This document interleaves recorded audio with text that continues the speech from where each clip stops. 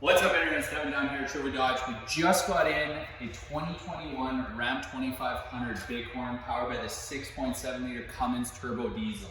There's only a few new diesels around and we happen to have one of them. This one is very well equipped. You have your front sensors, of course you have your rear sensors. You have your full tow package, including your tow mirrors that are equipped with blind spot monitoring as well. Inside, you'll find heated cloth seats, a heated steering wheel, command start, 8.4 inch screen with nav, backup camera, and of course equipped with Apple and Android CarPlay. Full trailer brake controller, 5 passenger, tons of space in the back. You have all your in-floor storage. These also fold completely flat. It's great to have for dogs, putting groceries in, whatever the case might be.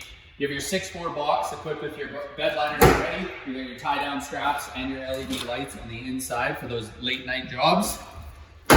Hitch and wiring, 7-pin and 4-pin. If you guys are interested, you'd like to take advantage of this month's promotions, give us a call or comment below. Again, it's Devin at Sherwood Dodge.